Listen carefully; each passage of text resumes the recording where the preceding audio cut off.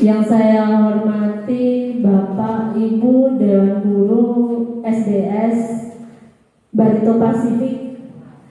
Nah, begini Bapak, pertama-tama izinkan saya mengucapkan terima kasih sebanyak-banyaknya karena Bapak Ibu sudah meluangkan waktunya untuk bisa hadir di ruangan ini, yaitu di kelas 1 ya Bapak Ibu ya, dalam rangka diseminasi menyebarkan pemahaman dan penerapan pengalaman budaya positif.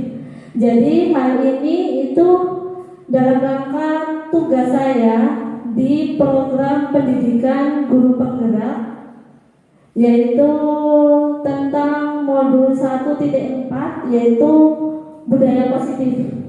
Jadi Bapak Ibu beberapa jam ke depan ini akan bersama saya, yaitu Dwi Retnani. Jadi nama saya Dwi Retnani. Kebetulan saya calon guru penggerak angkatan ke-9 dari SMA Negeri 1 Kuripan Bapak Ibu di Kabupaten Batola. Bapak Ibu tahu kan SMA Negeri 1 Kuripan? Nah, Bapak Ibu langsung saja. Jadi pertama-tama mari kita membuka acara ini dengan bacaan basmalah terlebih dahulu ya. Bismillahirrahmanirrahim. Baik Bapak Ibu, karena harinya sudah siang, sebenarnya waktu ini waktunya jam tidur Bapak Ibu, iya Kak? Nah, sebenarnya waktu jam tidur. Iya, silakan Ibu.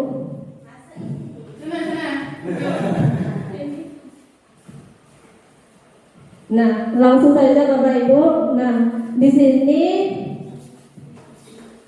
dari slide yang pertama Bapak Ibu. Hari ini masih semangat tidak mengikuti acara ini? Semangat. Nah, sekarang ini, kalau misalnya saya berbicara SDS Barito Pasifik, luar biasa, bagaimana? Ya, kita mulai ya. SDS Barito Pasifik, luar biasa. Oke, terima kasih Bapak Ibu. Tepuk tangan untuk semuanya. Nah, langsung saja Bapak Ibu, di slide pertama ini, di situ ada kata budaya positif. Saya mau tanya ke Bapak Ibu, budaya positif itu apa? Yang ada di benak Bapak Ibu tuh tentang budaya positif itu apa? Siapa yang mau berpendapat tentang budaya positif? Ayo. Mungkin ini ya Bu, contohnya budaya positif seperti saat anak-anak masuk ke sekolah, gurunya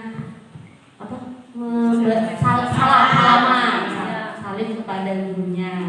Contohnya itu boleh. Ya, boleh. Ya gitu. Itu sih yang saya tahu. Ya. Ada lagi? Ada.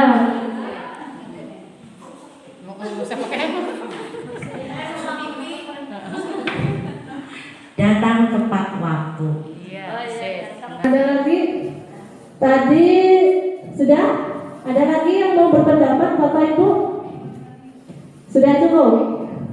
Nah, tadi ada yang menjawab bahwa budaya positif itu adalah saling ya. Terus ada lagi datang tepat waktu. Nah, itu semua sebenarnya memang budaya positif Bapak Ibu. Jadi budaya positif itu budaya yang bersifat positif atau nilai-nilainya itu positif. Nah, terus sekarang saya mau tanya lagi, kira-kira budaya positif itu penting tidak diterapkan di sekolah? Penting?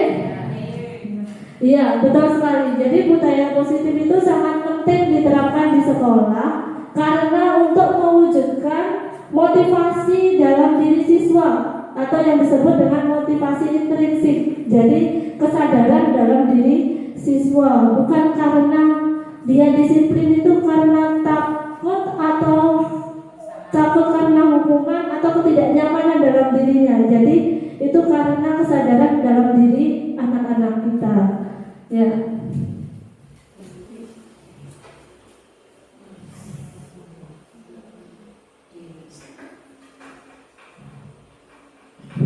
Nah, sekarang di slide yang kedua. Jadi di sini adalah perkumpulan Bapak dan Ibu Dewan Guru. Otomatis Bapak Ibu itu adalah seseorang yang hebat. Benar tidak Bapak Ibu? Karena kan kita yang akan mengantarkan anak didik kita seperti apa ke depannya. Nah, terus di sini mari belajar bersama. Jadi di situ ada kata-kata mari belajar bersama. Ini artinya bahwa kita itu tidak bisa berdiri sendiri atau melaksanakan disiplin positif itu sendiri, itu tidak mungkin akan berhasil Bapak Ibu. Jadi kita harus bersama-sama. Jadi antara satu dengan yang lain itu keterkaitan. Kita saling berkolaborasi atau bekerja sama dan saling mendukung. Jadi kalau tidak ada dukungan dari masing-masing individu, disiplin positif yang ada di sekolah itu tidak akan terwujud. Bagaimana Bapak Ibu? Sesuai dengan?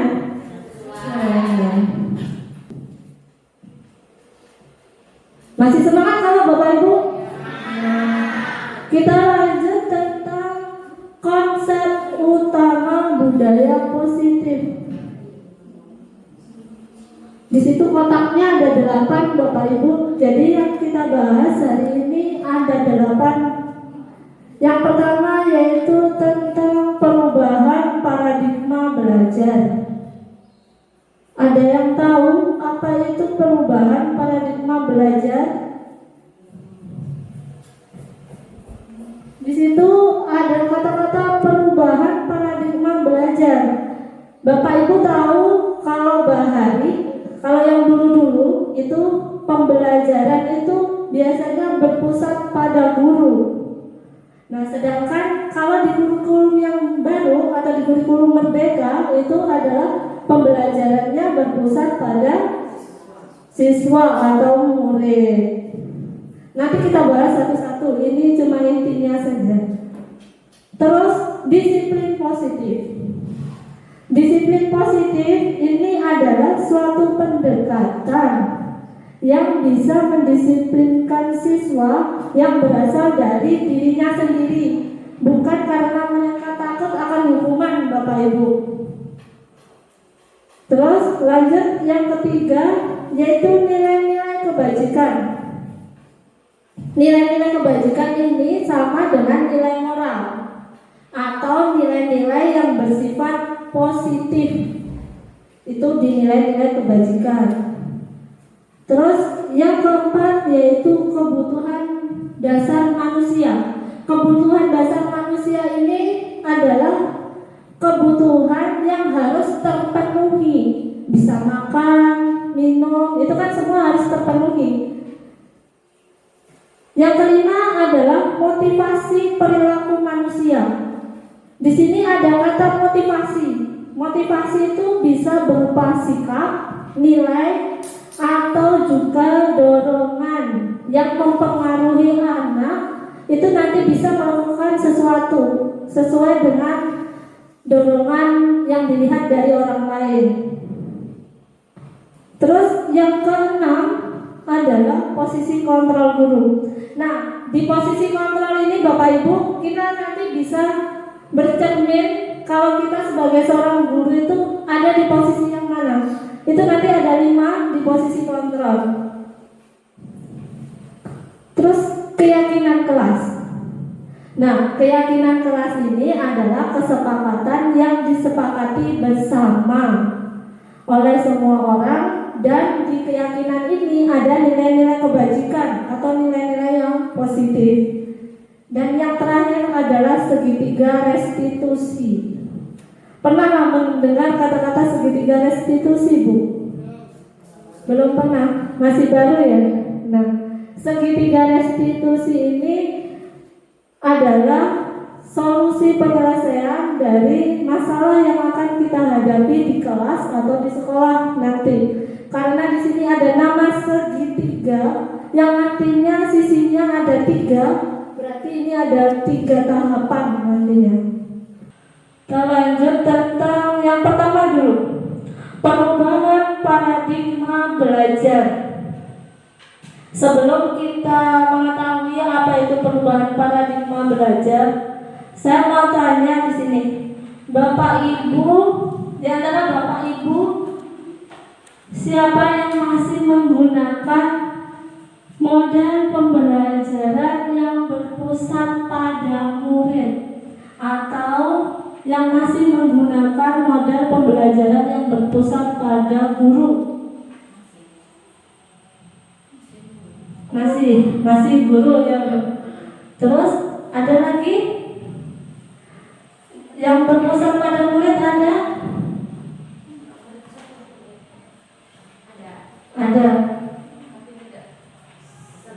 Tidak seluruhnya, tapi ada perubahan. Nah itu ya Bapak Ibu. Jadi perubahan paradigma belajar ini, kalau yang dulu-dulu sebelum kurikulum merdeka itu pembelajaran yang berpusat pada guru. Terus yang sekarang ini mau tidak mau sebenarnya kita diajak untuk merubah model pembelajaran kita. Yang tadinya kita cuma metode ceramah menjadi berganti kita sebagai seorang fasilitator di model pembelajaran yang berpusat pada murid. Sebenarnya kita dinyamakan dengan kurikulum yang baru ini karena kita cuma sebagai fasilitator. Jadi anak-anak itu berkembang tapi tetap kita yang menuntun. Betul. Tidak capek-capek untuk ceramah lagi sebenarnya. Mau tidak mau berubah sedikit demi sedikit. Walaupun saya sendiri juga terkadang masih memakai yang ceramah, kadang menggunakan yang berpusat pada murid.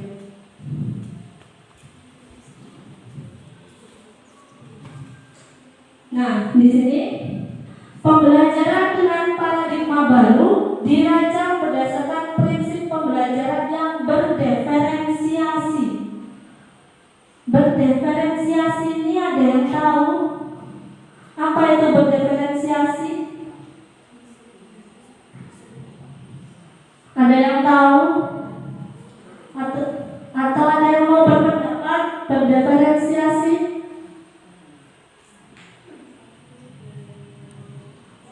Ada?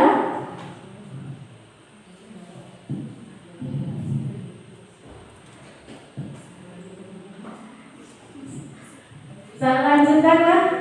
Di sini kan pembelajaran yang berdiferensiasi sehingga setiap murid belajar sesuai dengan kebutuhan. Berdiferensiasi ini maksudnya siswa itu diberikan keleluasaan Ibu, berkembang sesuai dengan potensinya.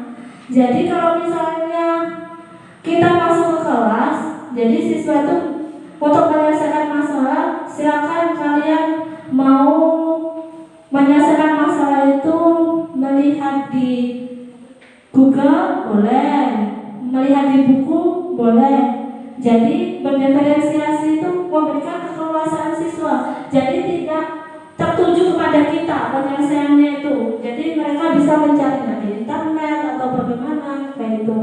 Itu namanya berdiferensiasi. Nah, terus di sini kan sesuai dengan kebutuhan dari tahap perkembangannya untuk mewujudkan profil pelajar Pancasila. Jadi lagi-lagi profil pelajar Pancasila. Nah, profil pelajar Pancasila ada berapa Bapak Ibu?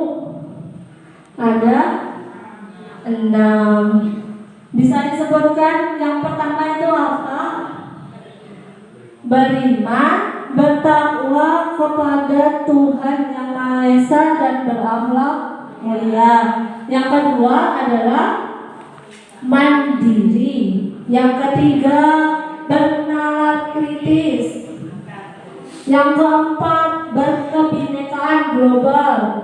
Yang kelima bergotong royong, dan yang terakhir adalah kreatif. Jadi lagi-lagi semuanya Wakil Pelajar Pancasila. Lanjut ya Bapak Ibu ya.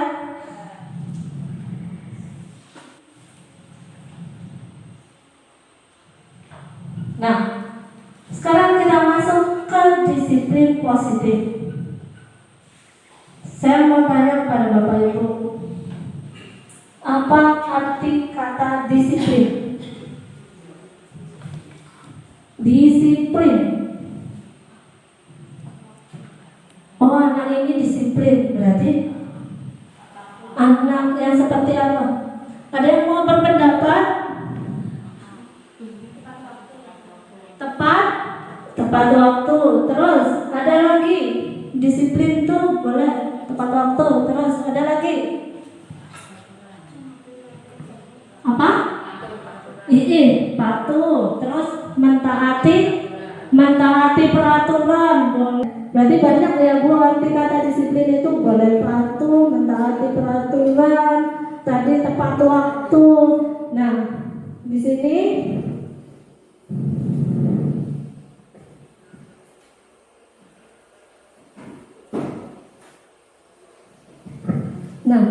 makna kata disiplin dalam budaya kita yaitu sesuatu yang dilakukan seseorang kepada orang lain untuk mendapatkan kepatuhan. Tadi ada kata-kata patuh ya Bapak Ibu. Kita cenderung menghubungkan kata disiplin dengan ketidaknyamanan.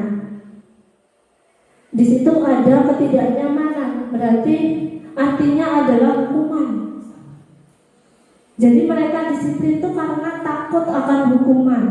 Tidak usah jauh-jauh, contohnya Bapak Ibu, kita sebagai guru nih, absen itu adalah pakai yang online tuh apik. Nah, kita biasanya kalau misalnya absen apik itu sampai jam 8. Sampai jam 8, kalau kurang dari jam 8, maka itu akan tertulis hijau dan tulisannya tepat waktu. Ya tidak Bapak Ibu. Nah, terus kalau misalnya kita lambat, pasti tulisannya merah dan ada bahkan dipotong tunjangan daerahnya, terus kurang jam. Nah, itu berarti kan mereka disiplin karena apa? Karena ketidaknyamanan, takut dihukum. Nanti kalau banyak merahnya akan mendapatkan sanksi, ya kan? Nah, terus kalau misalnya banyak merahnya, tunjangan dipotong, berarti pengen mendapatkan penghargaan, yaitu berupa uang tunjangan daerah. Benar tidak Bapak Ibu? Jadi selama ini kita disiplin karena itu. Karena saya sendiri pun kayak itu juga. Jadi kalau misalnya kita absennya sebelum jam 8, itu warnanya akan hijau. Sedangkan kalau lebih dari jam 8, warnanya merah. Di situ tertulis izin terlambat. Kadang nanti ada teguran dari kepala sekolah. Jadi seperti itu. Jadi karena ketidaknyamanan atau karena ingin mendapatkan penghargaan.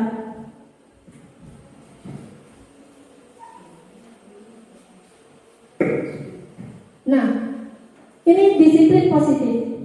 Disiplin positif adalah suatu pendekatan yang menerapkan disiplin dalam diri anak atau dalam diri kita sendiri, yaitu kesadaran diri kita tanpa adanya embel-embel hukuman atau hadiah.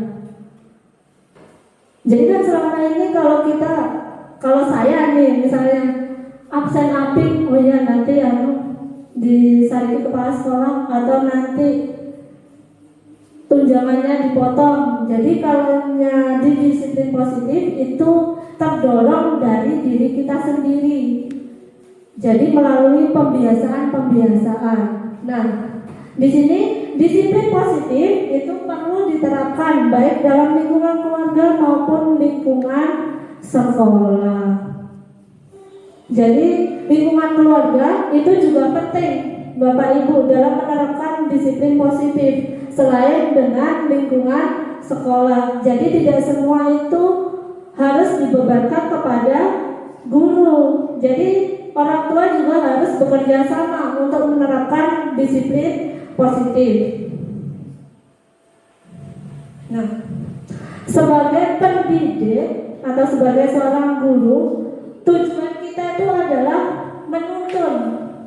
Ingati Bapak Ibu, menuntun. Kita itu bukan menuntut murid, tapi menuntun murid untuk memiliki disiplin diri, sehingga mereka berperilaku mengacu kepada nilai-nilai kebajikan atau nilai-nilai yang positif, dan mereka memiliki motivasi intrinsik. Intrinsik itu adalah motivasi yang ada dalam dirinya atau kesadaran diri, ya, bukan paksaan, dan bukan motivasi ekstrinsik. Nah, sekarang coba lihat Bapak Ibu gambar itu, coba perhatian amati dari mulai gambar pertama, gambar kedua, dan gambar ketiga. Kira-kira gambar pertama itu ngapain?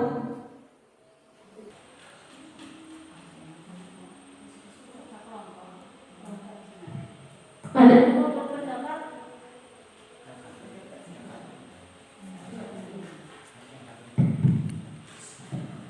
yang gambar pertama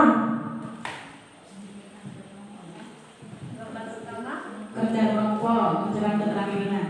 mengerjakan keterampilan, kerja kelompok. Ada lagi, ngapain tuh gurunya?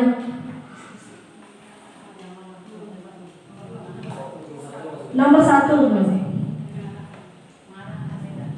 mengarahkan ya Bu? Enggak, mengarahkan. Ada lagi, yang pertama dulu Bapak Ibu.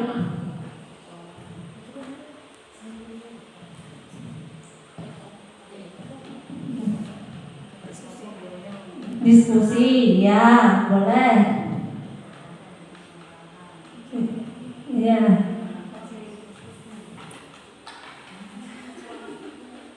Kerja kelompok, mengarahkan. Ya betul Bapak Ibu. Di situ di gambar yang pertama itu kerja kelompok, mengarahkan. Kebetulan siswa itu membuat suatu karya, yaitu karya tentang kerangka kubus, balok, dan limas. Kebetulan kan di SMA Kulipan Bapak Ibu, sebenarnya saya kan maunya yang bagus kerangkanya nih, pakai besi gitu kan. Tapi karena di sana sulit sekali menemukan toko bangunan, jadi jauh dan harganya pun mahal, jadi saya putar balik kotak. Jadi lidi atau sawit, kanunya sawit itu, jadi saya olah menjadi kerangka kubus, balok, dan limas. Jadi pakai benang, pakai double tip, jadi murah meriah Bapak Ibu. Jadi di situ saya mengarahkan anak-anak untuk membuatnya. Nah sekarang gambar yang kedua.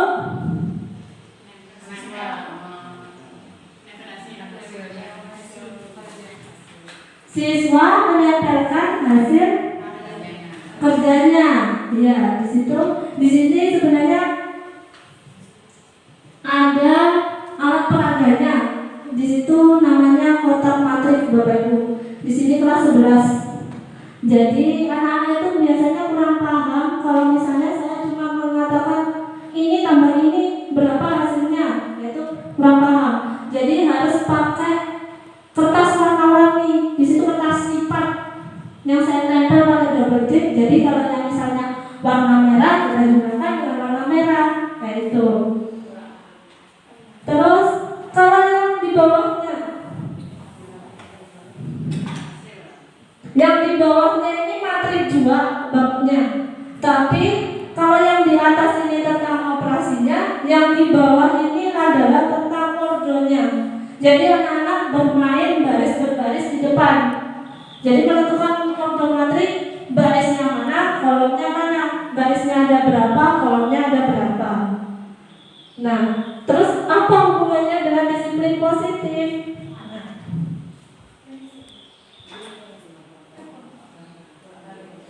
Pendekatan disiplin positif itu tidaklah tentang murid saja Bapak Ibu, tetapi tentang diri kita sendiri, baik itu sebagai orang tua karena kita sebagai seorang guru, itu yang memberikan dampak dan pengaruh positif kepada murid. Jadi apa yang kita lakukan itu pasti dicontoh sama murid.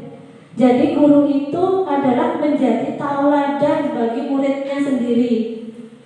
Seperti kan ada istilah guru kencing berdiri dan murid kencing berlari. Jadi guru itu adalah menjadi tauladan yang baik atau contoh yang baik bagi muridnya. Lanjut ya Bapak Ibu.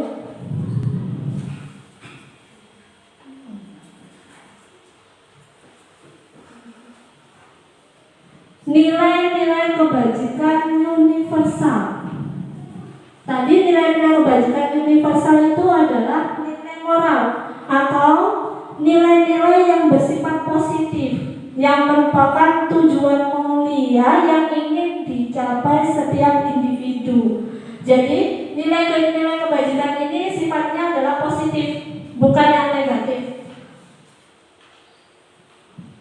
Terus nilai-nilai ini nantinya akan disepakati bersama, dalam kurung di situ lintas bahasa, suku, bangsa, agama maupun latar belakang. Maksudnya ini tanpa membedakan bahasa, suku, bangsa maupun agama dan latar belakang. Istilahnya itu toleransi. Nah, di sini lagi-lagi adalah profil pelajar Pancasila. Di situ yang pertama yaitu beriman, bertakwa kepada Tuhan Yang Maha Esa dan berakhlak mulia. Kalau misalnya kita sangkutkan dengan mata pelajaran kita masing-masing, kalau yang beriman dan bertakwa itu contohnya apa Bapak Ibu?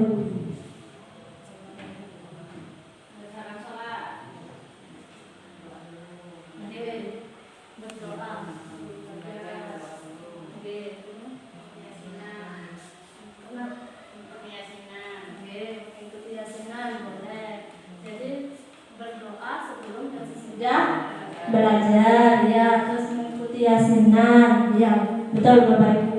Jadi kalau beriman bertakwa kepada Tuhan Yang Maha Esa dan berakhlak mulia itu contohnya adalah misalnya kita memulai pembelajaran dan mengakhiri pembelajaran dengan berdoa. Tadi ada yang mencontohkan yasinan ya. Nah terus yang kedua mandiri. Contohnya mandiri apa?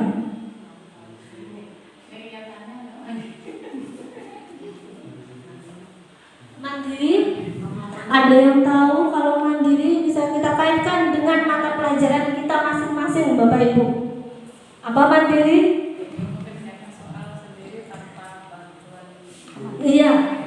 Iya, mengerjakan soal sendiri tanpa bantuan orang lain, betul sekali. Jadi mandiri itu ada gurunya. Kalau misalnya setiap harinya gurunya ini ada aja, terus timbul-timbul nggak ada gurunya kasih tugas, mereka bisa mampu atau mengerjakan sendiri atau bisa melihat di Google atau seperti apa. Jadi itu mandiri. Terus bernalar kritis. Apa bernalar kritis? Iya, berani mengeluarkan pendapat. Iya, jadi kalau yang misalnya murid mengkritisi kita jangan sarik Bapak Ibu ya, jangan marah. Itu artinya bahwa siswa kita mempunyai nalar yang kritis. Ya, betul sekali. Terus berkebinekaan global.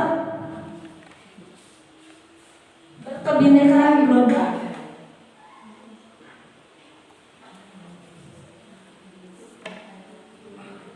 Contohnya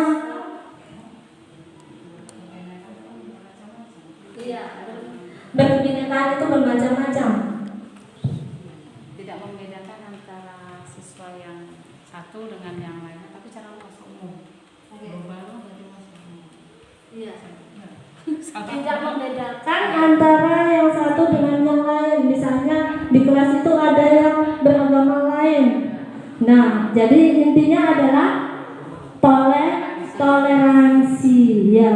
Kebetulan di SMA Kuripan tuh Bapak Ibu ada beberapa yang non muslim karena dari NTT. Jadi saling toleransi aja di situ. Terus yang kelima ada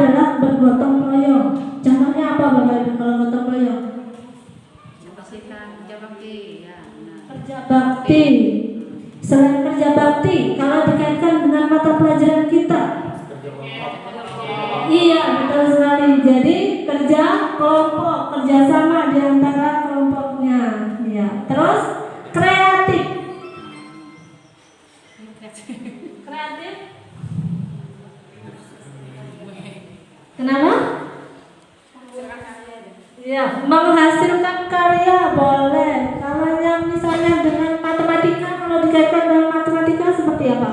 Bisa mencari jalan keluar yang lain selain yang dijelaskan oleh Gurunya. Iya, betul sekali. Jadi mencari jalan keluar yang lain. Jadi berbagai macam cara supaya tidak harus terpatok sama gurunya. Iya, betul sekali. Jadi seperti itu ya Bapak Ibu. Jadi semuanya itu terpacu pada profil pelajar Pancasila.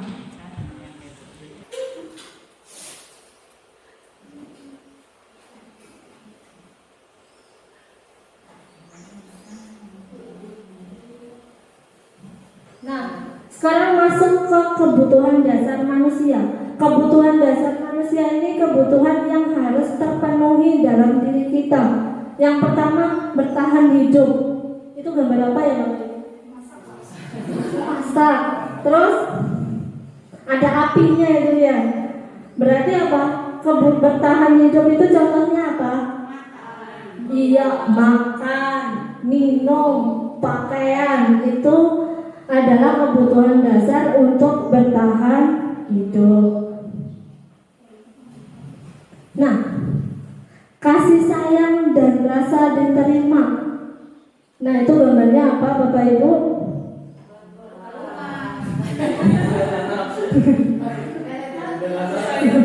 Iya, berpelukan di situ. Itu ada seorang ibu dan seorang anak. Seorang ibu pasti mempunyai rasa sayang kepada anaknya.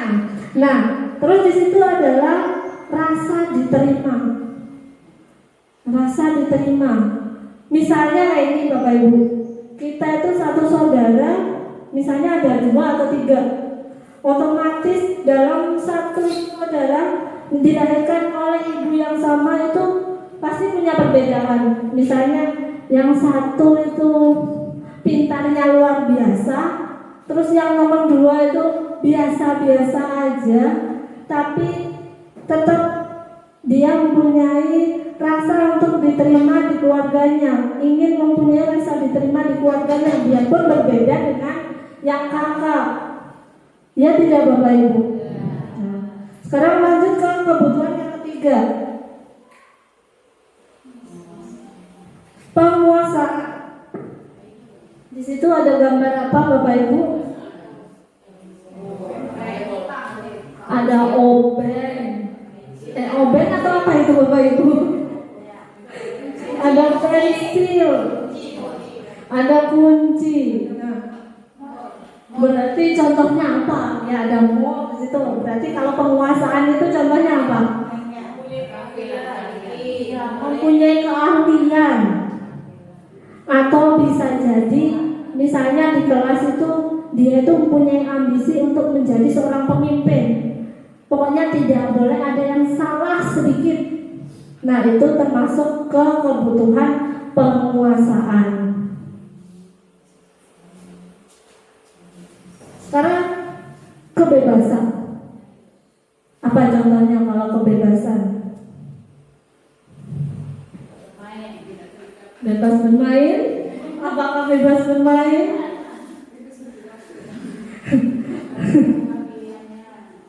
Bebas atau kebebasan. Begini contohnya. Kalau misalnya ini Bapak Ibu kan otomatis sudah punya anak. Punya anak kan Bapak Ibu kan? Nah, setiap hari Bapak Ibu tuh memberikan bekal sama anaknya tuh cuma telur dan mie. Setiap hari itu aja, telur mie kayak itu aja. Nah, terus kan kita tahu nih kalau di TV-TV itu tahu anaknya Sarwenda. Ya, nah anak Sarwenda itu kan bekalnya tuh macam-macam ya Bapak Ibu, bermacam-macam. Ada sosis nanti diolah apa, terus wortel dibentuk seperti apa. Nah, terus misalnya anak kita ini bekal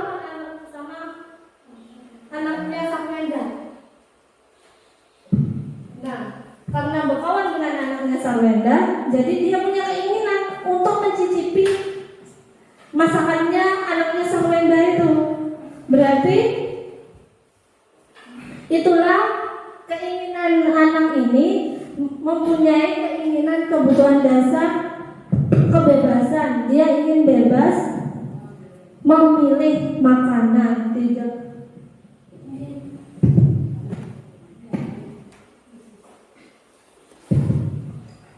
bebas untuk memilih makanan, ya. Terus lanjut kesenangan. Contoh kesenangan apa aja? Contoh kebutuhan dasar akan kesenangan.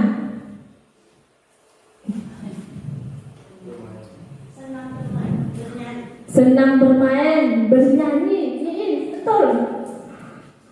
Terus ada lagi yang mau mencontohkan?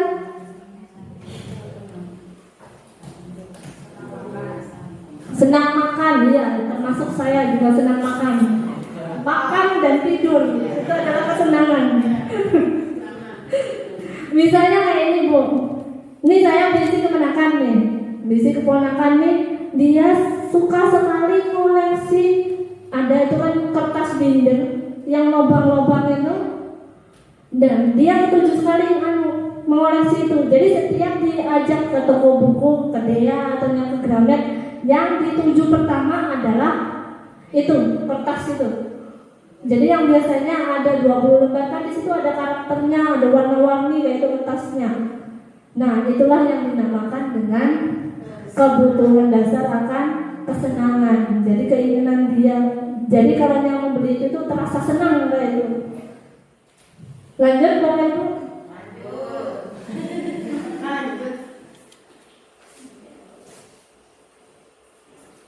Nah, masuk ke motivasi perilaku manusia. Motivasi tadi apa Bapak Ibu? Dorongan atau pengaruh.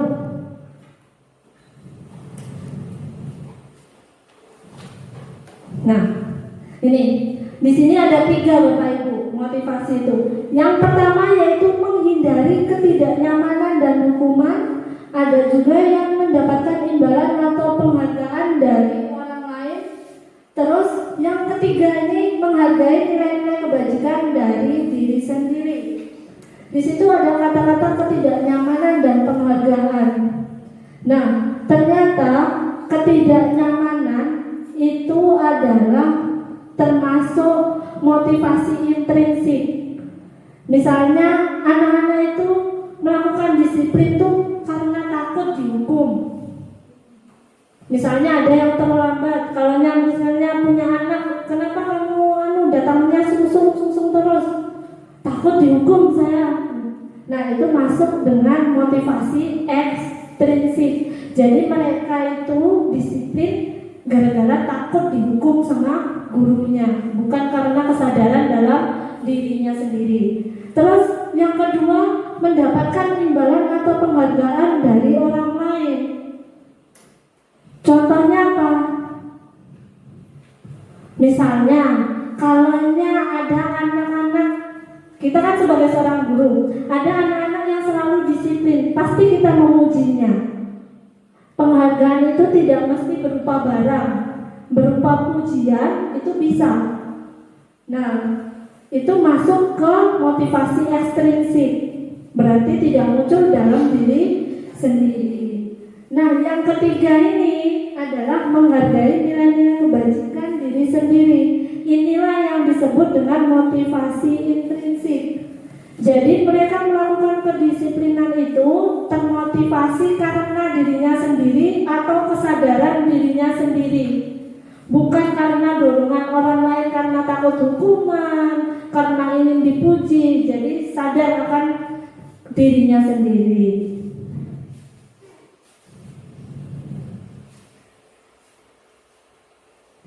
Nah, di sini ada konsep disiplin dengan identitas gagal. Ada hukuman, ada penghargaan. Ini ada 4 Bapak Ibu. Yang pertama hukuman. Kalau anak kita dihukum pasti menyakitkan tidak? Ya. Terus merasa tidak nyaman atau tidak? Ya. Terus murid itu jadi takut tidak? Biasanya kalau ada guru yang menghukum itu pasti murid takutan. Tuh. Terus memaksa kan? Kita itu memaksa anak untuk disiplin. Terus di situ murid menyembunyikan kesalahan. Pasti banyak yang tidak jujurnya daripada jujurnya. Terus yang ke-6 adalah murid menjadi rendah diri. Kalau dihukum itu merasa rendah dirinya lah. Apalagi kalau dihukum di bawah tiang bendera, pasti merasa rendah dirinya. Nah, iya, itu karena kesadaran dirinya hilang.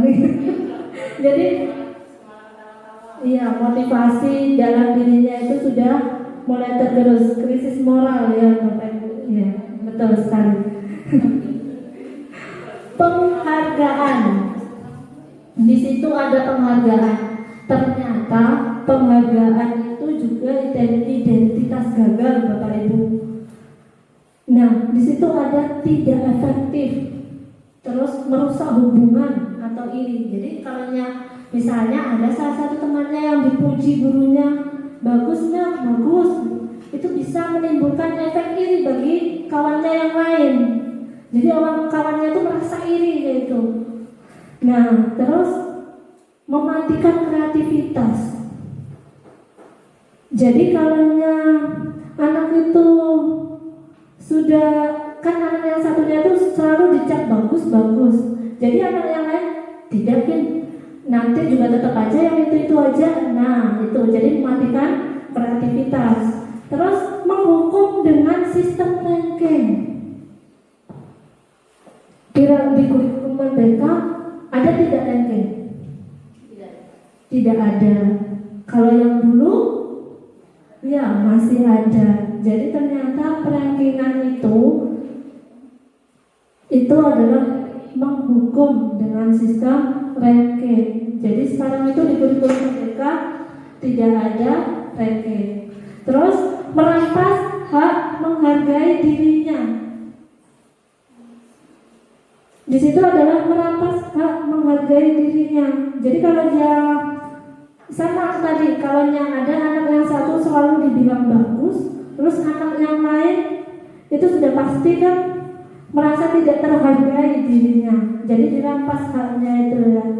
Jadi seperti itu. Ternyata setelah mempelajari itu, penghargaan itu merupakan identitas gagal dalam disiplin positif.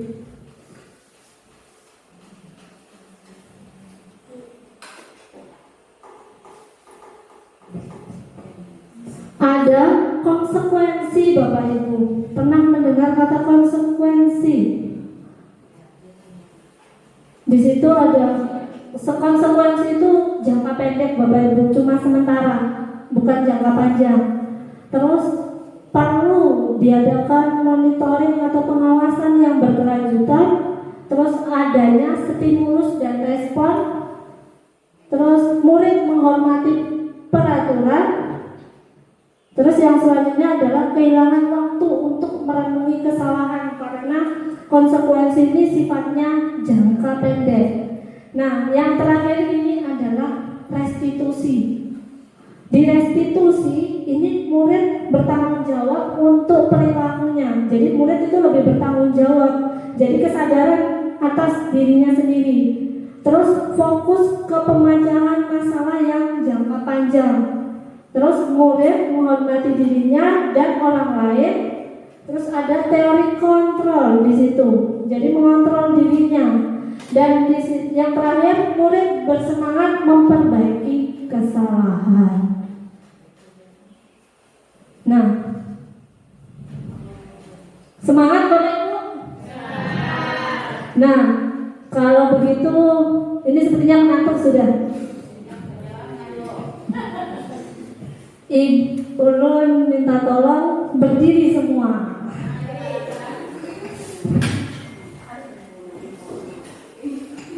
Nah, kita akan melakukan ice breaking dulu Bapak Ibu lah. Karena waktunya cukup lama acara ini, jadi supaya tidak jenuh kita melakukan ice breaking. Instruksinya, lakukanlah ketika ada kata pegang. Ya, jadi lakukan ketika ada kata pegang. Jadi saya mulai lah Bapak Ibu lah. Pegang rambut, bibir,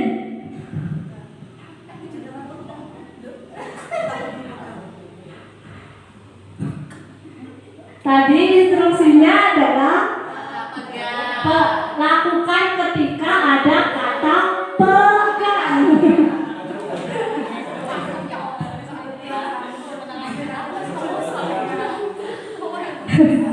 Ini untuk pelatih fokus Bapak Ibu.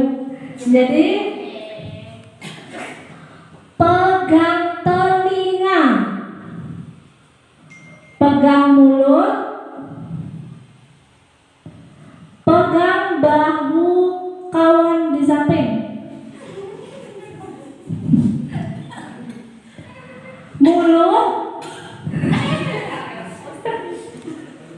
pegang hidung, mulut. Ya, terima kasih Bapak Ibu, silakan.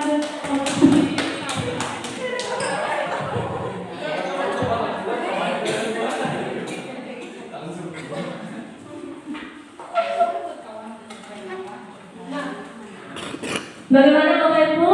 Udah lanjutkan? Oke. Nah, ini ada beberapa pertanyaan. Cuma membedakan mana hukuman, mana konsekuensi. Silakan diingat-ingat. Yang pertama, mencatat 100 kali di dalam buku kalimat. Saya tidak akan terlambat lagi karena datang terlambat ke sekolah. Hukuman atau konsekuensi? Hukuman? Deal? Hukuman atau konsekuensi?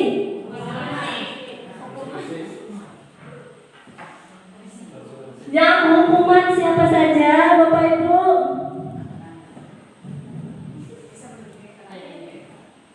Konsekuensi?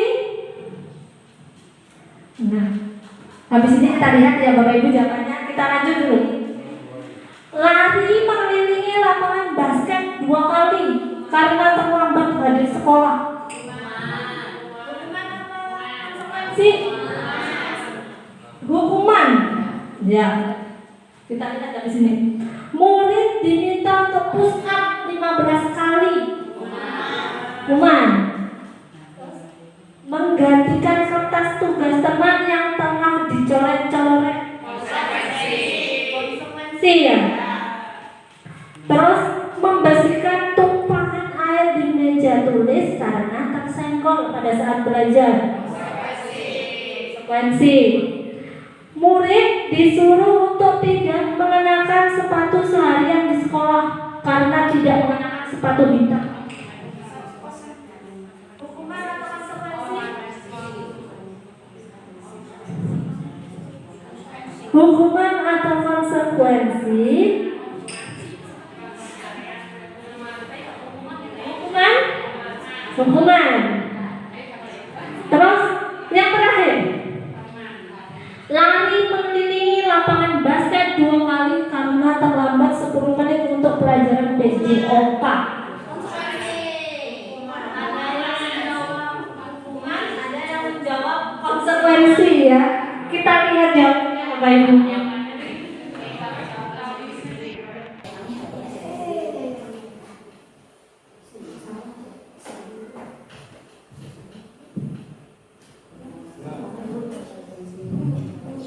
Yang pertama mencatat 100 kali itu hukuman.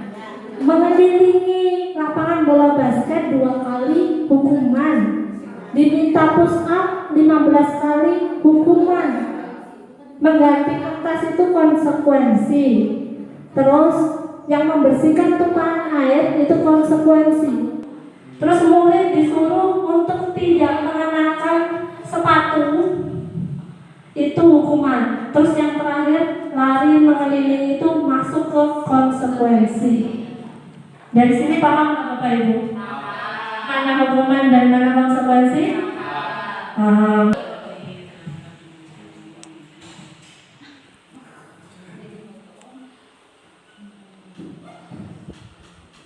Nah, di sini ada posisi kontrol guru. Ada 5 Bapak Ibu. Kita sebagai seorang guru, hari ini kita mencoba untuk merefleksikan diri kita atau bercermin. Kira-kira kita itu berada di posisi yang mana? Di sini kebetulan modelnya luar negeri semua ya Bapak Ibu. Karena saya tidak sempat lagi membuatkan modelnya, jadi orang luar negeri semua. Di situ ada penghukum, terus ada pembuat merasa bersalah, terus ada posisi teman, ada posisi pemantau, dan posisi manajer. Kita lihat mana yang bagus dan mana yang tidak.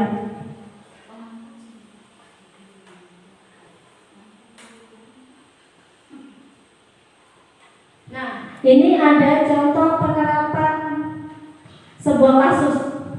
Kasusnya adalah siswa tidak memakai atribut lengkap saat upacara bendera.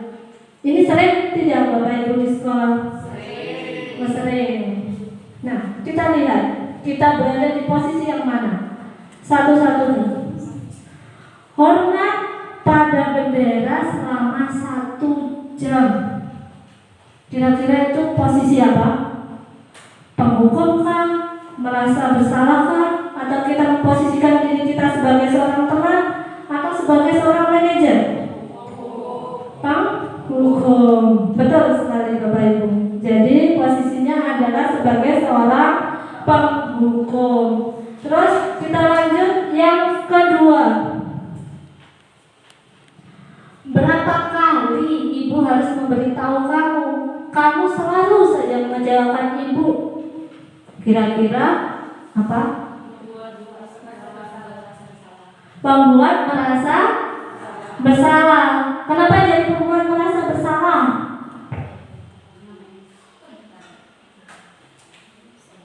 Di situ ada kata-kata kamu selalu saja mengecewakan ibu. Itu kan kita sebagai, misalnya kita jadi seorang murid, pasti kita merasa bersalah.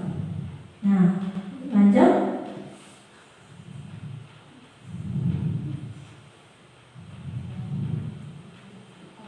Ayo dong, ikuti aturan sekolah. Tolong bantu ibu ya sekali ini. Ya sudah, tidak apa-apa. Lain kali jangan sampai berbuat seperti ini lagi. Berarti ini kayak merayu. Berarti posisinya sebagai apa? Teman. Ya.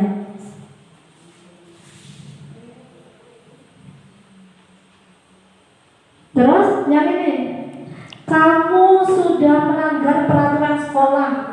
Kamu tahu konsekuensinya. Setelah upacara, kamu beli atributnya ke koperasi dan jangan diulangi lagi. Iya, pemantau. Yang terakhir.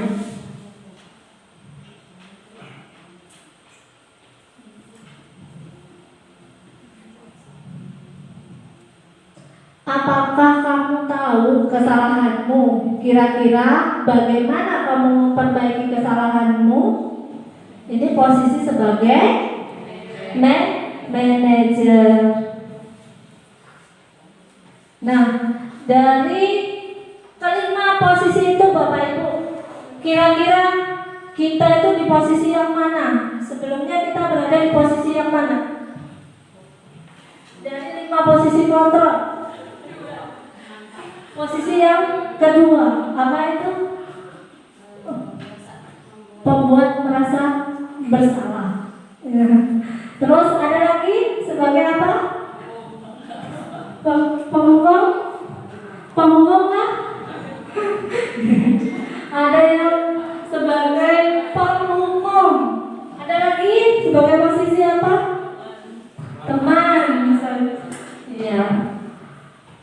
saya sendiri biasanya sebelum-sebelumnya itu sebagai teman, memposisikan diri itu sebagai teman. Dan saya kira itu anak-anak itu kalau yang kita ajak ngobrol seperti teman itu bisa menghargai atau menghormati kita. Ternyata tidak, mereka malah semakin mengunjak. Ya tidak, Bapak Ibu. Ya betul sekali, karena seperti tidak ada batasan antara guru dan murid. Iya, betul sekali. Jadi kalau yang di manajer ini menanyakan dulu, yaitu berupa pertanyaan-pertanyaan bermakna. Nah ini nanti kita akan bahas yang posisi manajer.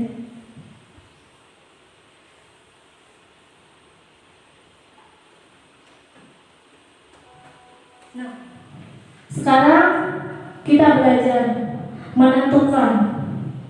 Di sini ada contoh tentang kasus.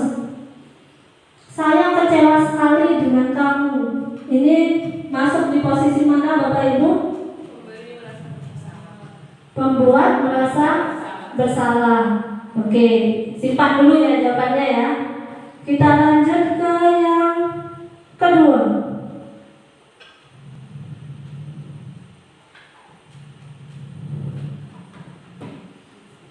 Kamu tidak pernah benar melakukannya. Posisi apa?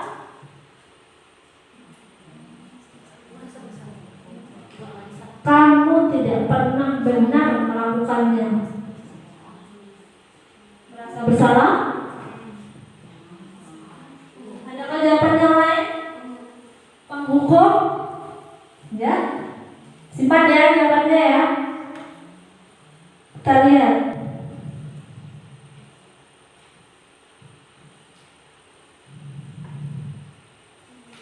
Apa rencanamu untuk menyelesaikan masalah ini?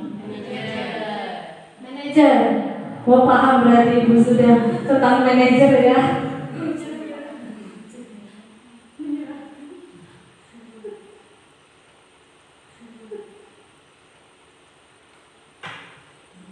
Ayolah, lakukan demi bapak atau ibu ya. Teman. Jadi kayak merayu.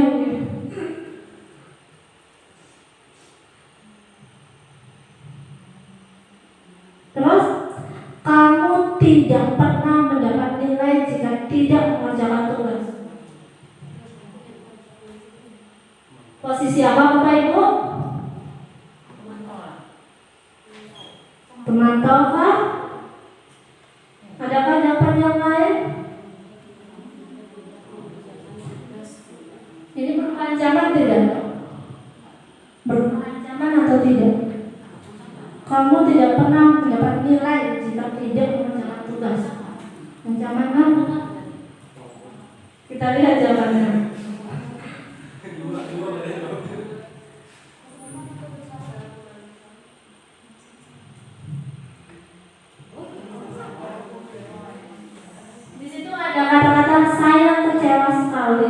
Itu menjadi kata kunci sebagai pembuat orang merasa bersalah. Terus kamu tidak pernah benar melakukannya. Itu masuk penghukum. Dan yang ketiga ini ditanya anaknya, apa rencanamu untuk menyelesaikan masalah ini?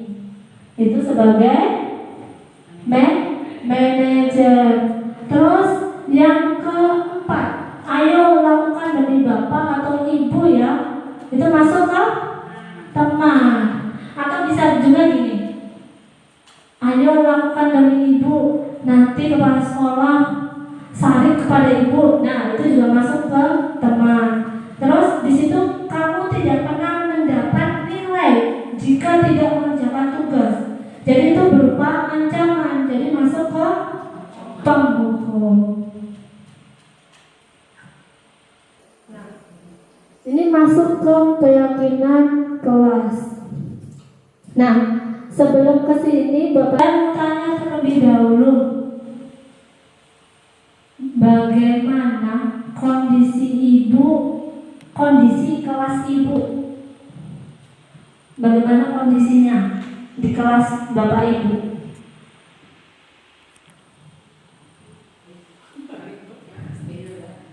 Ribut? Ribut. Terus ada lagi? Bagaimana kondisinya?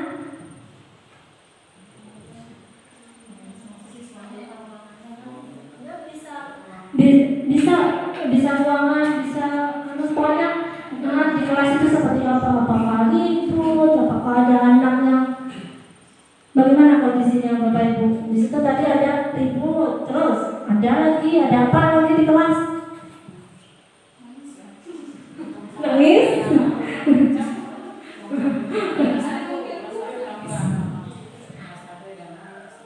Iya, ada yang nangis. Kalau ulangan biasanya ada tidak Bapak Ibu yang mencontoh? Ada? Yang pasti ribut ada ya Bapak Ibu ya. Nah, ya itu kurang lebih aja di kelas saya pun sama. Biarpun di sini SD, di SMA pun sama. Jadi yang sini ribut, yang sini diam ya. Sudah sini tegur, gantian yang sebelah sini. Karena yang sini sudah tegur, gantian yang sebelah sana. Jadi sama aja. Kondisi di kelas kita itu sebetulnya sama saja. Nah, kita masuk ke keyakinan kelas. Di sini keyakinan kelas. Mengapa keyakinan kelas? Mengapa bukan peraturan kelas? Ada yang tahu Bapak Ibu? Selama ini kan ada itu peraturan kelas, bukan keyakinan kelas. Mengapa keyakinan? Mengapa bukan peraturan kelas? Ya, silakan. Karena kalau untuk yang pertama, mengapa kita memiliki peraturan tentang penggunaan helm? Karena takut ditilang kalau tidak menggunakan helm. Ya, artinya kan takut. Takut. Berarti karena hukuman. Iya, hukuman. Terus ada yang lain? Di situ ada kata mengapa keyakinan kelas, mengapa bukan peraturan kelas. Kalau yang bahari Bapak Ibu lah sebelum kurikulum merdeka itu namanya peraturan kelas. Tapi kalau yang sekarang itu adalah keyakinan kelas. Kenapa lebih ke keyakinan kelas? Kalau peraturan kelas itu dibuat langsung dari sekolah, diberikan, ditempel begitu saja. Ya tidak? Nah, ya. Tapi kalau yang keyakinan kelas ini kita buat secara bersama-sama dengan anak. Jadi kita mendiskusikan dengan anak-anak dari hal-hal yang negatif, dari kalimat-kalimat negatif, bukan hal-hal yang negatif ya Bapak Ibu. Kalimat-kalimat yang negatif kita ubah dengan kalimat-kalimat yang positif. Nah, seperti halnya ini, mengapa kita memiliki peraturan tentang penggunaan helm pada saat berkendara? Yaitu untuk apa peraturan itu? Keselamatan. Terus, mengapa kita memiliki peraturan tentang penggunaan masker dan mencuci tangan setiap saat? Untuk apa? Iya, betul sekali, untuk menjaga kesehatan. Jadi keyakinan kelas itu ibaratnya itu lebih ke yakin dari diri sendiri, bukan dari karena adanya peraturan itu kita harus mematuhi. Tapi kalau keyakinan dibuat secara bersama-sama ya Bapak Ibu, karena keyakinan dibuat secara bersama-sama, otomatis anak-anak itu akan lebih yakin pada motivasi dirinya sendiri. Maaf ya Bu, jadi gini, misalnya ada hal dalam kelas misalnya ya, ada ketentuan dalam kelas tidak boleh makan atau minum waktu belajar, itu berarti dibicarakan dulu bersama dengan Jadi sebelum pembelajaran itu dibentuk suatu keyakinan keras yang kita lakukan bersama-sama dengan anak-anak. Kita mencoba untuk mendiskusikan dengan anak-anak. Jadinya dengan adanya tindakan keyakinan keras yang sudah kita susun itu, kalau anak-anak melakukan kesalahan, kita kasih tahu lagi apa keyakinan keras yang sudah kamu lakukan. terus itu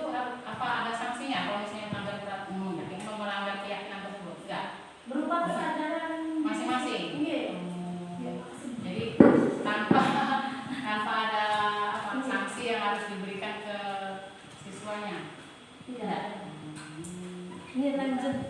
Gimana Bu? Sudah ya.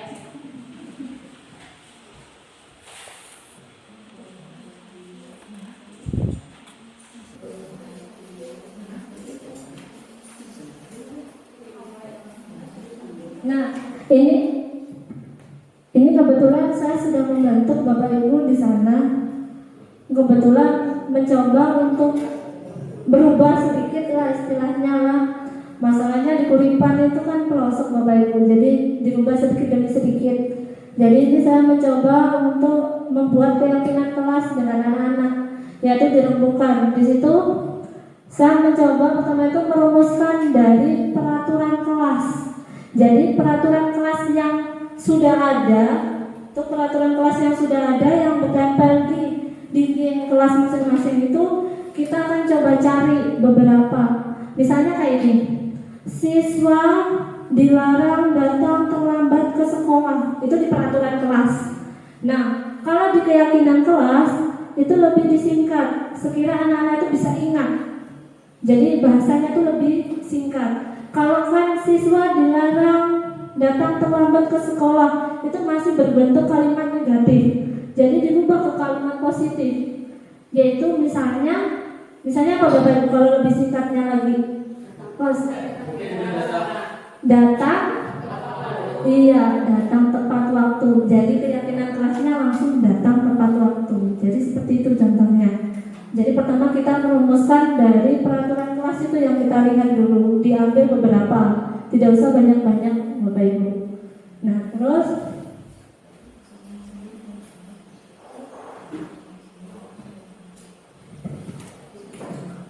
merumuskan peraturan itu nantinya menjadi keyakinan. Kebetulan di situ saat diskusi saya membuat kertas, memakai kertas post-it. Saya memang jujur saja tertarik dengan kertas yang berwarna-warna. Jadi itu membuat lebih menarik anak-anak. Jadi saya menggunakan kertas karton dengan kertas post-it. Jadi berdiskusi dengan anak-anak setelah melihat peraturan kelas yang dari kata-kata negatif itu dibentuklah kata-kata yang lebih positif. Terus anak-anak menuliskan di kertas post-it itu dan kemudian menempelnya satu persatu di papan tulis itu atau di kertas karton. Nah, jadi ini jadinya adalah keyakinan kelasnya, yaitu menempelkan keyakinan kelas ini di kelas anak-anak. Kebetulan ini saya berfoto dulu Bapak Ibu. Jadi keyakinan kelasnya difotokan, ditempel di situ aja. Jadi yang murah meriah saja. Nah, di sini bagaimana pembentukan keyakinan kelas? Nah, di sini Bapak Ibu lebih abstrak dari peraturan. Lebih abstrak di sini tidak sama dengan yang ada di seni budaya Bapak Ibu. Kalau yang abstrak, lukisan yang abstrak, saya tidak tahu lukisan abstrak itu bagaimana. Pokoknya ini beda. Lebih abstrak itu maksudnya lebih singkat. Jadi lebih singkat daripada peraturan yang sudah ada. Terus yang kedua berupa pernyataan universal, artinya menyeluruh. Terus dibuat dalam bentuk positif. Jadi yang tadinya peraturan kelas itu yang kalimatnya berupa negatif itu dirubah ke dalam bentuk positif. Pokoknya jangan ada kata jangan dan tidak. Nah itu terus sedikit saja agar mudah diingat. Jadi jangan banyak-banyak Bapak Ibu. Kalau peraturan kelas yang kita lihat saat ini itu banyak banget. Jadi kalau keyakinan kelas itu cukup 4 atau 5 gitu. Terus disesuaikan dengan kondisi kelas dan sekolah Bapak Ibu agar dimudahkan diterapkan. Otomatis kayak sekolah sini tidak sama dengan di Kuripan Bapak Ibu. Misalnya datang tepat waktu. Di sana Bapak Ibu muridnya banyak yang dari seberang. Jadi kadang kalau sudah kabut itu tidak bisa kita memaksakan anak-anak untuk kamu harus berangkat jam 7, pokoknya masuk jam 7, tidak bisa. Karena kendala kendaraan itu kalau kabut. Masalahnya takutan kalau menabrak kapal tongkang atau batu bara itu lebih bahaya. Jadi mereka bisa sampai jam 8 karena antisipasi gitu. Jadi harus disesuaikan dengan kondisi kelas dan kondisi sekolah agar mudah diterapkan. Terus yang terakhir yaitu semua warga kelas itu dilibatkan saat membuat. Jadi biasanya kan kalau peraturan kelas itu kan didapatkan dari sekolah, tapi kalau keyakinan kelas ini siswanya itu dilibatkan, jadi berdiskusi dengan siswa. Jadi kalau siswa kita libatkan, jadi merasa bahwa dirinya itu dihargai dan jadi muncul motivasi dalam diri anak itu atau motivasi intrinsik.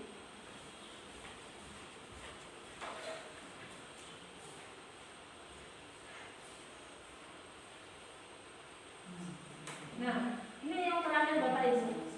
Segitiga restitusi. Segitiga restitusi ini Bapak Ibu baru dengar kata-kata segitiga restitusi?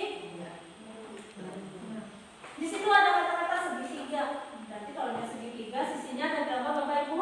3. Berarti tahapannya ada 3. Di situ segitiga restitusi adalah suatu proses dialog yang dijalankan oleh guru agar dapat menghasilkan murid yang mandiri dan bertanggung jawab. Jadi tujuan dari segitiga restitusi ini nantinya murid itu bisa menjadi orang yang lebih mandiri, bertanggung jawab, dan satu lagi percaya diri. Terus di segitiga restitusi itu ada 3 tahapan. Yang pertama yaitu menstabilkan identitas. Jadi anak-anak itu kita stabilkan dulu identitasnya. Misalnya nanti kalau misalnya ada kasus anak-anak misalnya ada yang datang terlambat Bapak Ibu. Jadi kita melakukan segitiga restitusi. Terima kasih.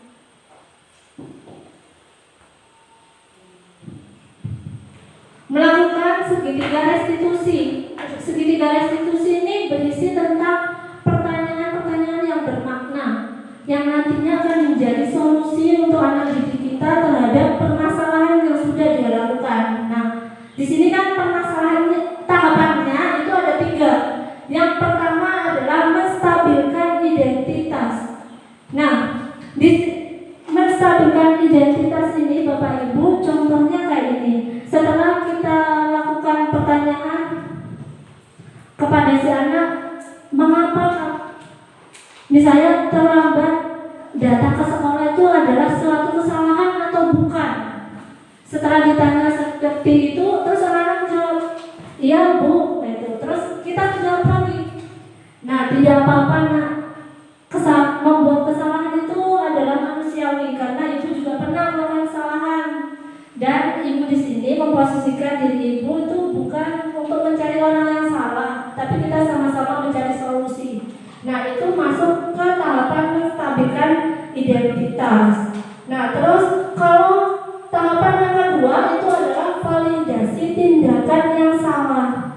Di validasi tindakan yang salah ini adalah seorang guru itu menanyakan kenapa alasannya, kenapa bisa terlambat. Jadi menanyakan alasan kepada si anak.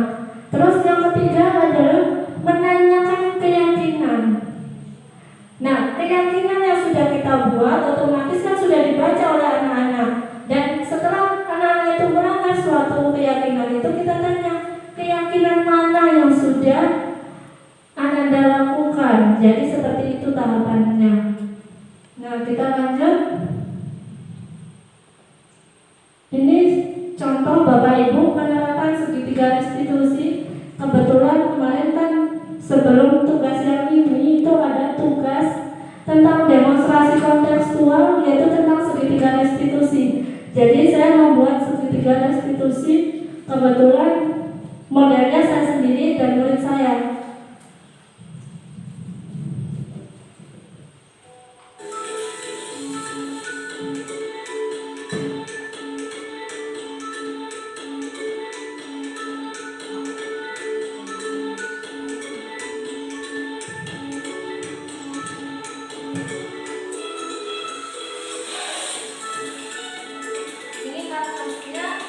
Tentang keterlambatan siswa sidang pelajaran matematika saya. Apakah Ibu memanggil saya? Iya, Mbak Desi, silakan duduk. Kaku sekali ya Bapak Ibu. Gimana kabarnya hari ini, Mbak Desi? Alhamdulillah baik, Bu. Apakah Mbak Desi tahu mengapa Ibu memanggil Mbak Desi ke sini? Iya, tahu, Bu. Kenapa? Karena saya terlambat datang ke sekolah, Bu. Menurut Mbak Desi, terlambat datang ke sekolah itu kesalahan atau bukan? Iya, Bu, suatu kesalahan. Baik, Mbak Desi. Berbuat kesalahan itu manusiawi. Nah, itu yang dimaksud dengan tahapan menstabilkan identitas. Yang terpenting kita bisa belajar dari kesalahan tersebut dan berusaha untuk memperbaikinya. Bagaimana, Mbak Desi setuju? Setuju, Bu.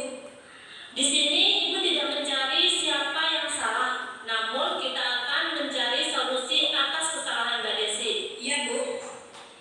Tentunya Mbak Desi punya alasan mengapa Mbak Desi Nah, validasi tindakan yang salah ini menanyakan alasannya Bapak Ibu kenapa datang terlambat. Nah, apakah orang tua Mbak Desi tidak marah? Tidak, Bu, karena orang tua saya tidak mengetahui saya menonton TikTok sampai larut malam. Memang menonton TikTok itu sangat mengasihkan. Ibu juga suka. Tetapi kalau menonton sampai tengah malam, itu akan merugikan Mbak Desi sendiri. Nah, tidurnya jadi Anak kemarin. siapa yang suka nonton TikTok? Iya, Bu. Kalau begitu, apakah Mbak Desi masih ingat tentang keyakinan kelas yang sudah kita sepakati bersama? Iya, masih ingat, Bu. Kira-kira bagian mana yang sudah Mbak Desi langgar? Datang ke sekolah tepat waktu, Bu. Menanyakan keyakinannya Bapak Ibu. Sudah tahu ya? Iya, Bu. Menurut Mbak Desi, datang ke sekolah tepat waktu itu penting atau tidak? Penting, Bu, untuk melatih kedisiplinan kita dalam menghargai waktu. Nah, betul sekali. Menghargai waktu itu penting karena dengan begitu pekerjaan kita menjadi tidak menumpuk dan kita juga lebih Jadi anak-anak itu diajak merefleksikan apa yang mereka lakukan. Jadi bercermin dari tindakan yang mereka lakukan. kesalahan Mbak Desi. Saya akan tidur lebih awal, Bu, dan menonton TikTok lebih ingat waktu dan memasang alarm pada waktu pagi hari. Ya, baik, bagus sekali. Kira-kira kapan Mbak Desi akan mulai melakukan hal itu? Insya Allah mulai malam ini, Bu. Saya meminta maaf karena hari ini sudah terlambat. Bagus sekali, Mbak Desi. Sikap yang sangat baik sudah Mbak Desi lakukan dengan cara meminta maaf dan berusaha untuk menjadi lebih baik. Ibu doakan Mbak Desi bisa menjadi anak yang selalu menghargai orang lain dan komitmen. Nah, sekarang Mbak Desi boleh kembali istirahat. Terima kasih, Ibu. Assalamualaikum. Waalaikumsalam. Lanjut ke kasus yang kedua. Mulainya agak sedikit kaku Bapak Ibu kata-katanya.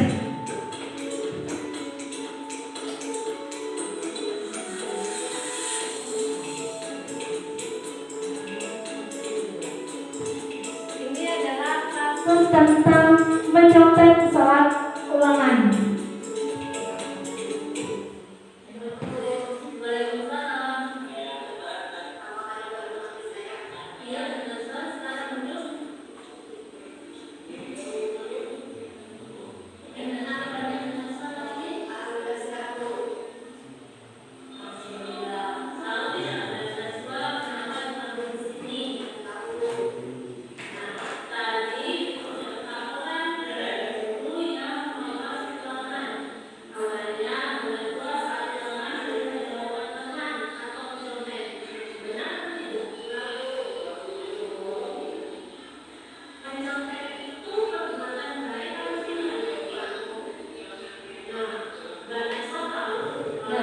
Menstabilkan identitas. Jadi kita bandingkan dengan diri kita bahwa melakukan tindakan kesalahan itu tidak apa-apa. Tapi di sini Ibu tidak mencari siapa yang salah, tapi mencari solusi. Jadi kita stabilkan dulu identitasnya. Kemudian validasi tindakan yang salah. Jadi mencari tahu alasannya itu kenapa melakukan tindakan itu. Kita biasanya kan langsung, kenapa kamu terlambat? Jadi sebelum dia menjawab, sudah keluar kamu. Itu biasanya saya juga seperti itu sebelumnya.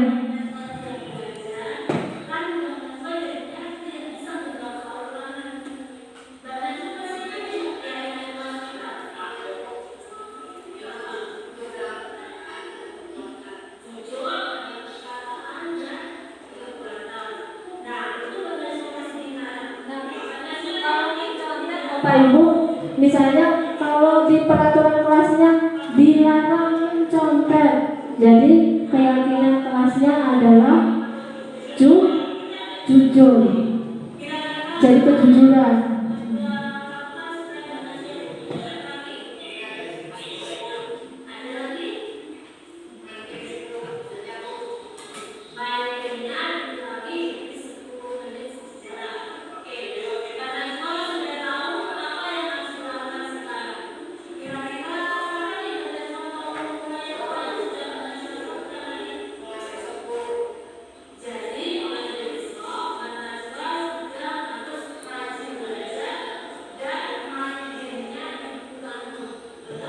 Jadi bukan hanya menanyakan alasan, tapi mencarikan solusi buat si anak harus bagaimana, seperti itu.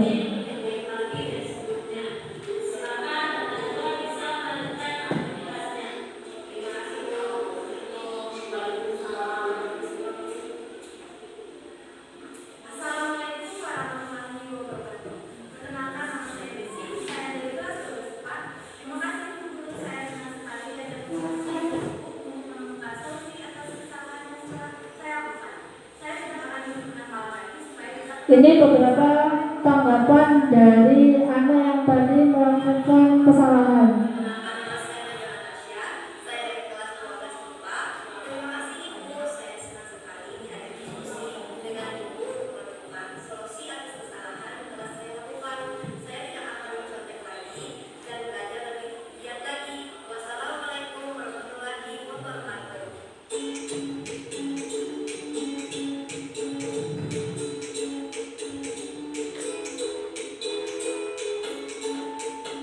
Nah, di sini di kesimpulannya dari video itu, dengan segitiga restitusi itu guru memposisikan dirinya adalah sebagai seorang manajer, Bapak Ibu.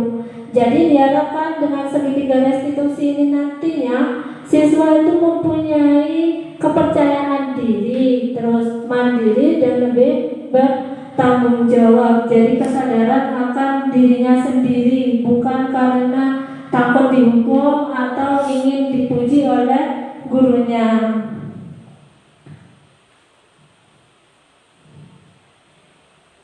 Nah, ini Bapak Ibu, yang terakhir, dalam penerapan program disiplin positif, hendaknya guru memiliki standar kepribadian profesional dan sosial yang baik, di mana guru itu mampu merefleksi dirinya. Jadi setiap guru itu harus bisa merefleksikan dirinya atau bercermin seperti apa yang kita lakukan, apa yang sudah kita lakukan ini kita refleksikan setiap harinya dalam posisi kontrol saat ini.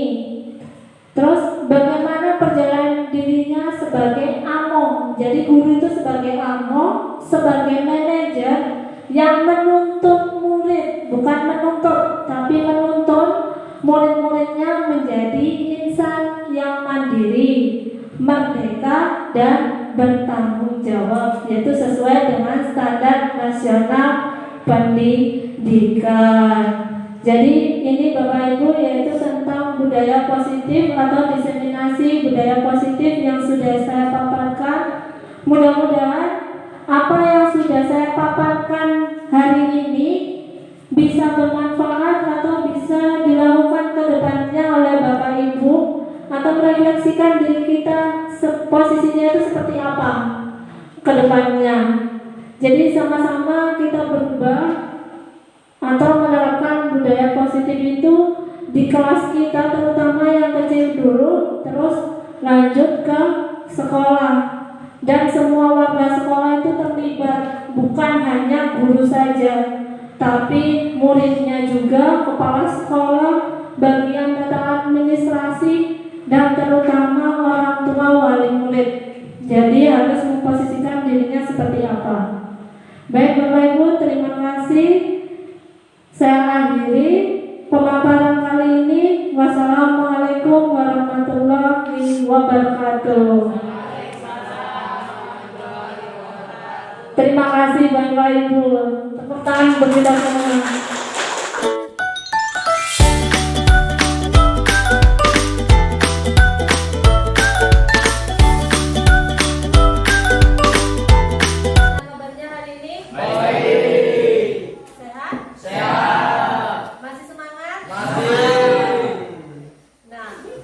hari ini kita akan membuat yaitu tentang keyakinan kelas. Jadi keyakinan kelas untuk kelas 10-1. Nah, sekarang Ibu mau tanya dulu. Ada yang tahu apa itu dengan keyakinan kelas? Yang ingin berpendapat, ayo. Sandi dulu. Apa Berupa Sandi? pernyataan-pernyataan universal. Pernyataan-pernyataan universal. Ya, boleh terus. Arif? Keyakinan kelas merupakan salah satu disiplin positif yang dapat untuk diterapkan dalam membangun budaya positif di lingkungan sekolah. Iya, yaitu disiplin positif untuk membangun budaya positif di kelas. Terus itu adalah kalimat positif, bisa juga dikatakan dengan disiplin positif yang nantinya akan membuat suatu budaya positif di kelas itu. Jadi keyakinan kelas itu kalimat positif yang akan kita laksanakan selama pembelajaran di kelas 10-1. Nah, sekarang contoh kalimat-kalimat positif itu apa aja? Bu, ya? Disiplin. Nah, bentar dulu lah. Sekarang Ibu punya kertas nih, warna-warni lah. Jadi Ibu minta tiap anak memberikan pendapatnya tentang kalimat-kalimat positif. Nanti kita tempel di kertas itu yang di depan, kan?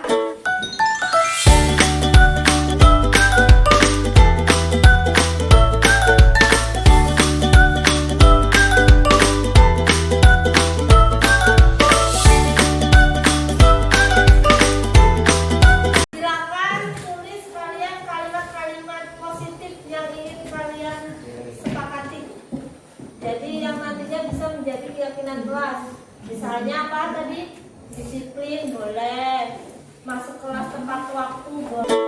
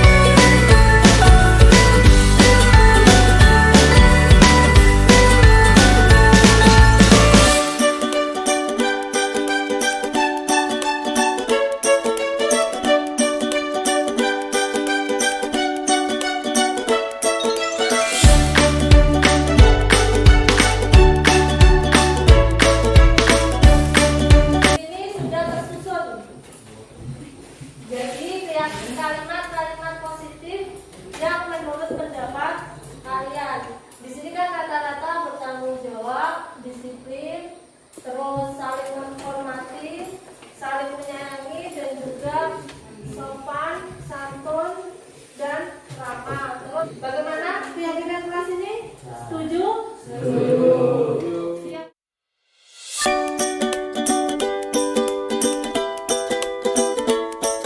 Assalamualaikum warahmatullahi wabarakatuh. Perkenalkan, nama saya Maira Amirah dari kelas 10-1. Perkenalkan, nama saya Arif Budiman dari kelas 10-1. Perkenalkan, nama saya Edi dari kelas 10-1.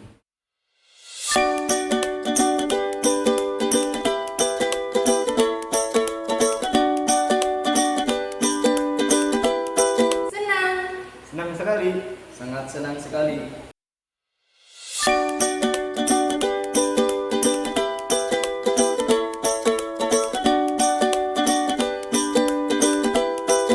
Penting. Sangat penting. Sangat penting sekali.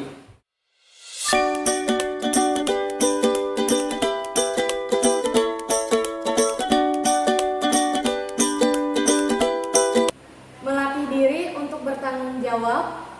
Melatih diri untuk disiplin. Dapat menghargai orang lain.